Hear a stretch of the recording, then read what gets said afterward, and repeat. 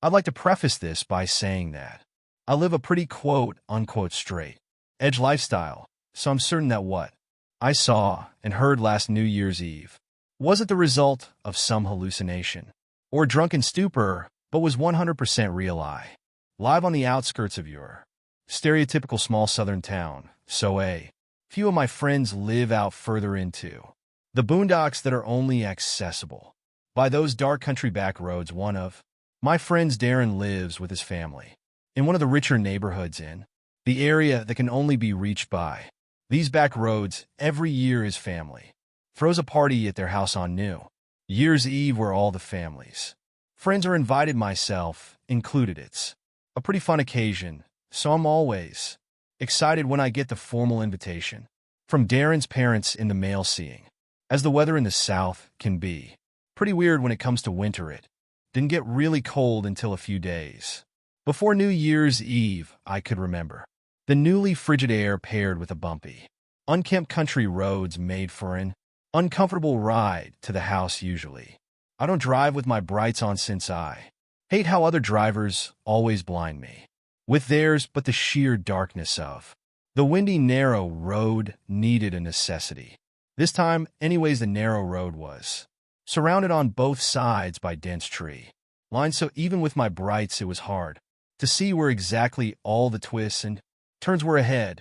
Notably, there aren't any other houses between the turnoff to the road and Darren's neighborhood except for a lone shack that seemed like it had been abandoned for years, though I could sometimes see lights on inside whenever I passed this way. A few minutes into the drive on a particularly straight section of the road, my lights illuminated something ahead amongst the trees, something white against the darkness. As I neared, I could see it was the shape of a person standing all alone on the side of the road. They weren't moving or hiding, just standing completely still with their back to the trees. It was a woman, evidently wearing a white dress or gown of some sort, not at all appropriate for the cold. I didn't turn my brights off out of caution, so I couldn't really make out any specific details in the reflective glare of the white dress. As I passed her, I was thanking my lucky stars that she didn't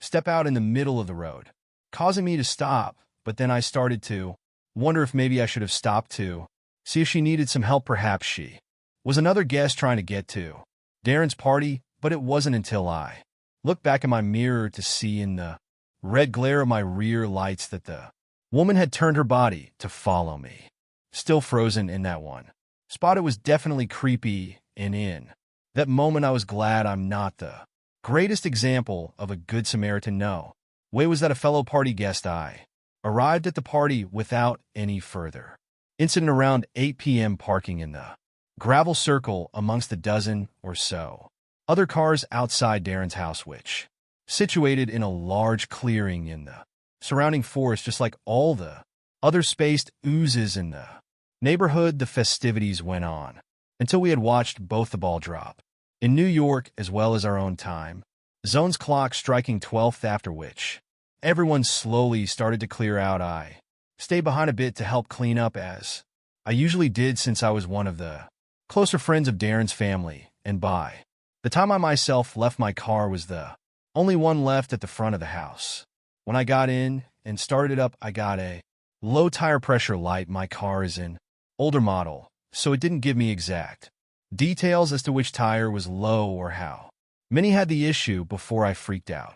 I remembered that this sort of thing always happens with my tires when the weather first turned cold. After a long, warm period, I figured I'd be able to make it home okay, but before I drove off, I remembered that woman I had seen on my way there. Was she still out there somewhere? Had anyone else come across her? There was another way in the opposite direction I could use to get home to avoid that road, but it would add another 20 minutes or so to my commute, which I didn't want to do so late at night and with possible drunk drivers out and about. I figured I'd just suck it up and just go back the way I came. I really wish I did. Not even a few minutes out on that same dark back road, I could feel something was different. With my tires, I could hear it too. It sounded like bare metal scraping against the road. Slowly, my car came to a dead stop. I muttered This was a different situation entirely. All that was going through my head was, did my tires fall off against my better judgment? I had to get out of the car to see what was wrong. Stupidly, I turned the engine off and shut the door of the car's lights turned off automatically, and I was plunged into the deep darkness of the surrounding forest with my phone.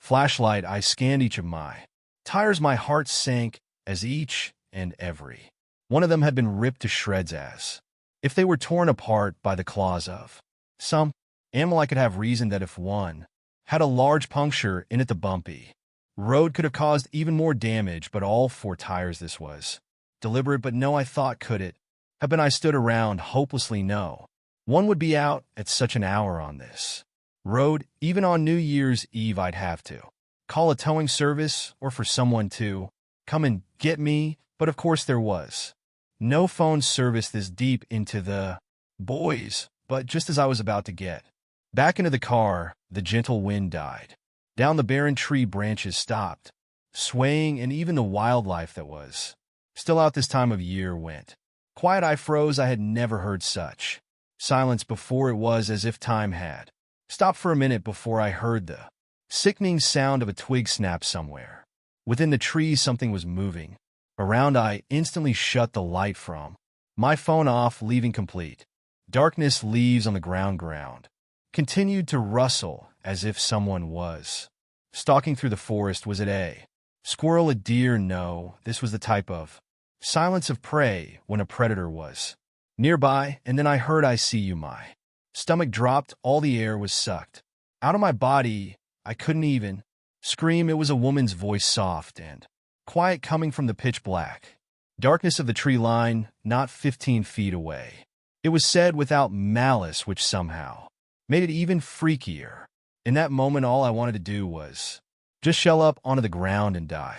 Then I heard, can you see me? It wasn't until I heard the voice again that my fight or a flight response kicked in, but I was disoriented standing there in the darkness. I had to turn my phone light back on if I wanted to see which direction I wanted to flee. I aimed the flashlight directly in front of me, and standing at the edge of the tree line was the woman in the white gown. This time her features visible. The gown was dirt DR, covered in dark stains. She was deathly pale, skinny as a rail, and her disheveled gray hair fell down to her elbows, but her face was almost indescribable, grotesque, as if she were missing half of her jaw. Yet it seemed as though she were trying to grin at me. In my indecisive horror, I had the flashlight trained on her for a few moments before I hauled ass down the road back towards Darren's house. That shack I had mentioned earlier was closer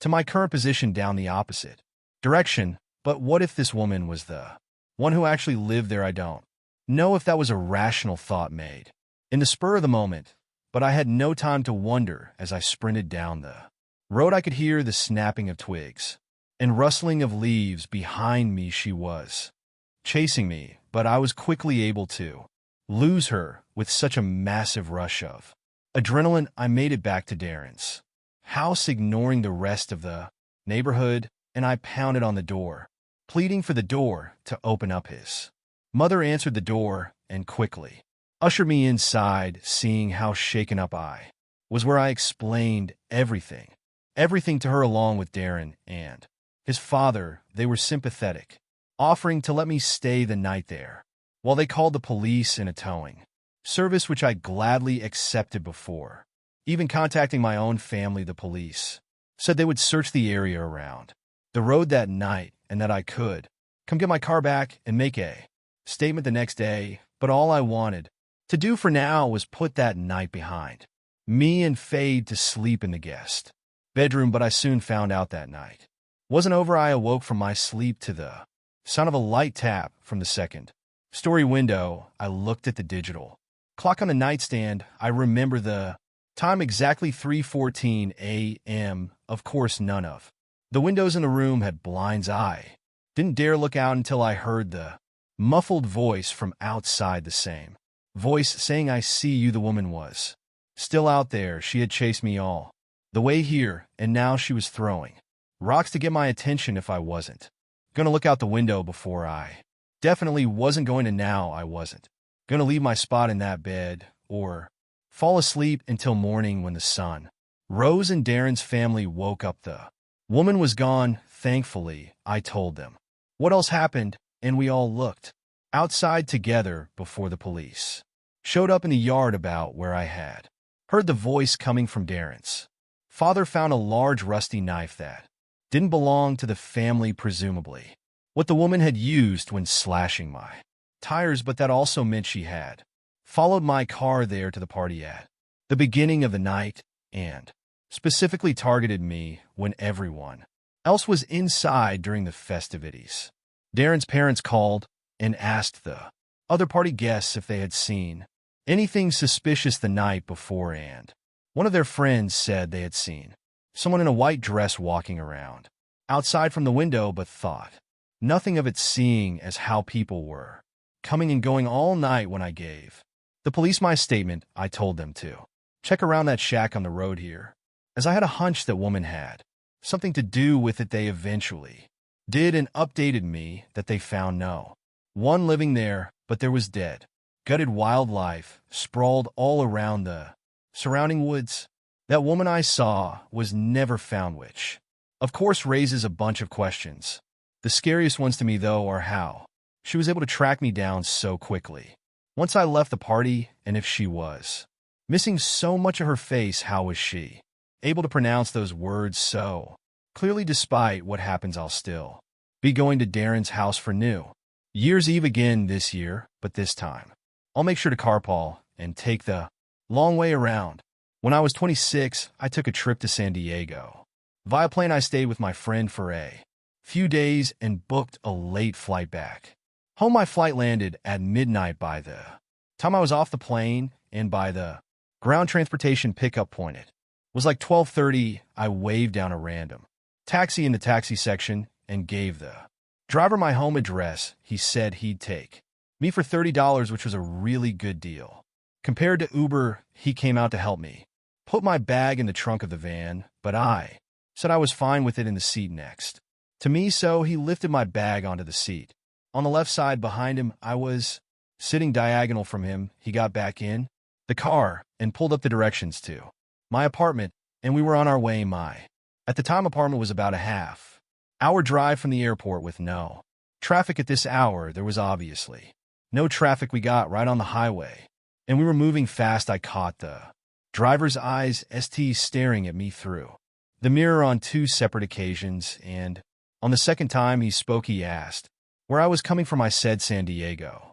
He said, "Oh, very nice." Then he asked me what I was doing there. I said I was just visiting a friend who lives there. His response was, "Is your friend as pretty as you?" And honestly, my first reaction was to laugh, but I found the comment really creepy, and it being the third thing out of his mouth on the ride didn't help.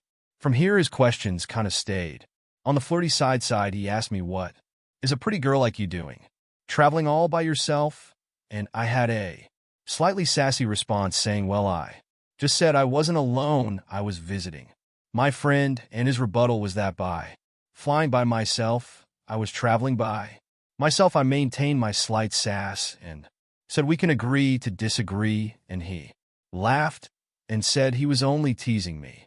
This man had to be like 45, though. I felt like him hitting on a lone girl in her 20s like this was slightly creepy. It wasn't in the first time I dealt with something like this, though. As we continued down the highway, I looked up as I saw the familiar overpass right by my exit, but as we passed it, he wasn't slowing down. I said, "This is my exit," as he was literally about to pass it, and we zoomed right by it. I repeated myself louder, saying that that was my exit. He apologized and said he'd catch the next.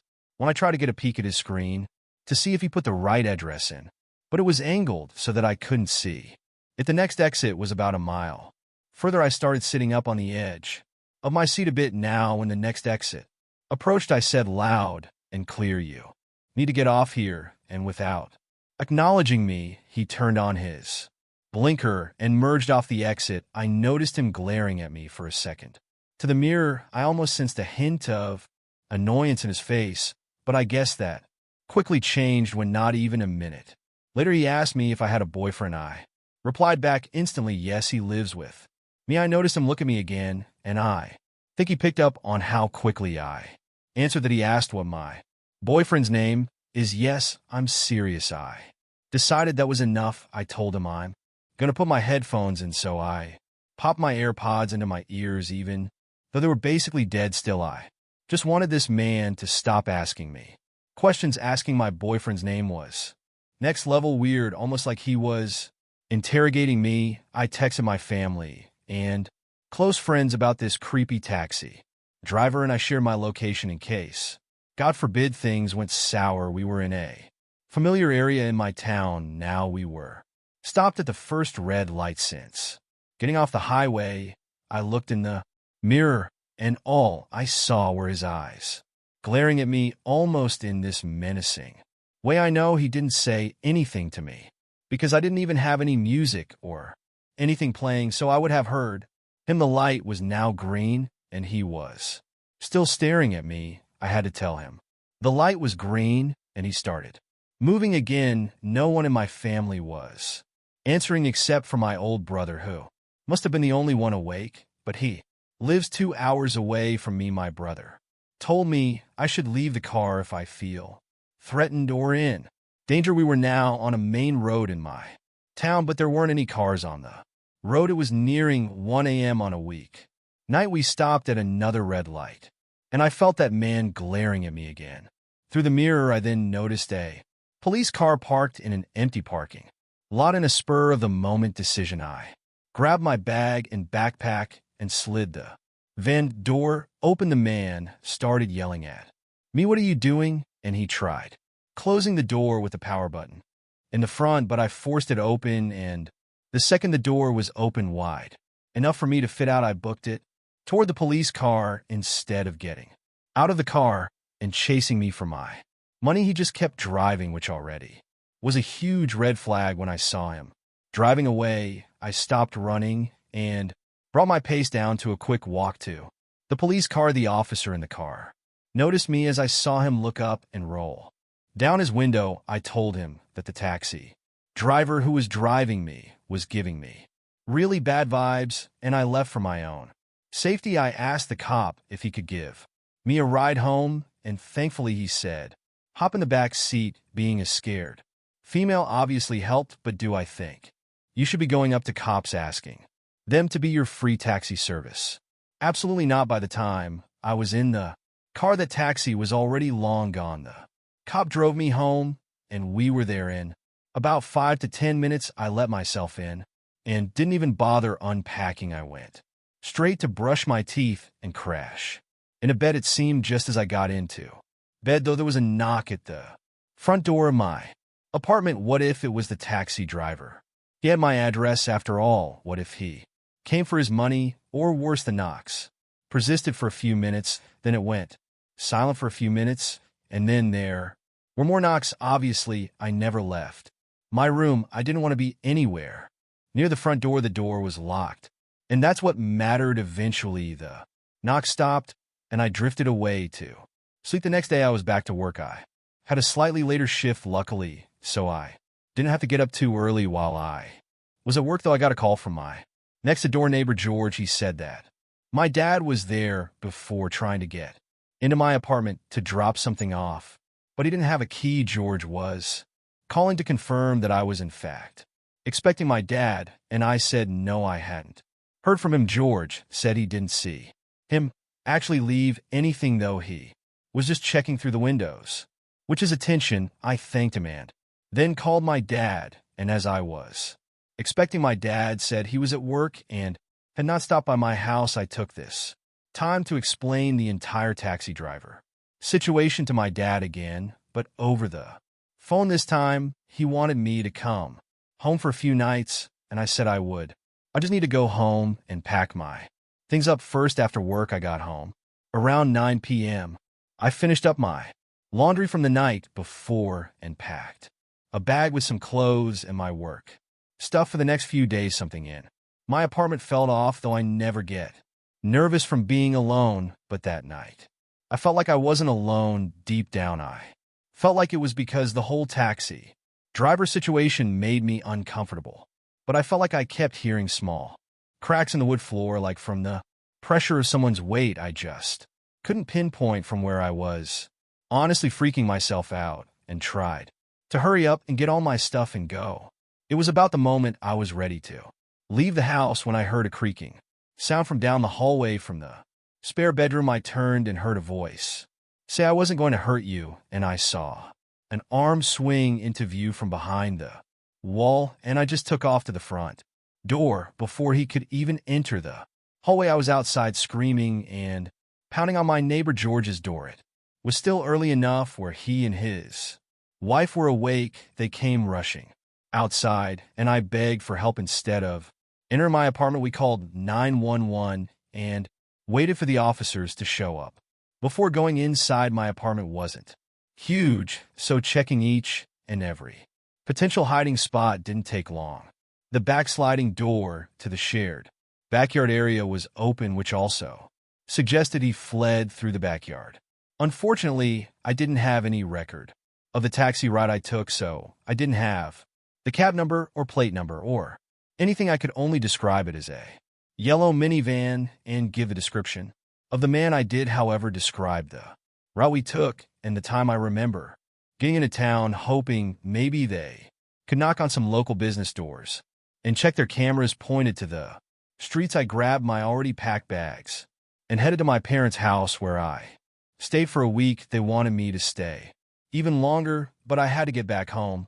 My dad helped me install some cameras from Amazon on my front and back doors, and I also bought a taser to put next to my bed for self-defense. I've lived in 2 different apartments since this experience. I've never had to use the taser. I also avoid taxis now if I'm alone, as they are a lot less traceable than a ride-sharing app. But also, you hear about fake taxi drivers kidnapping people all the time. I have to wonder if that was a real taxi driver at all, or if it was a stolen vehicle.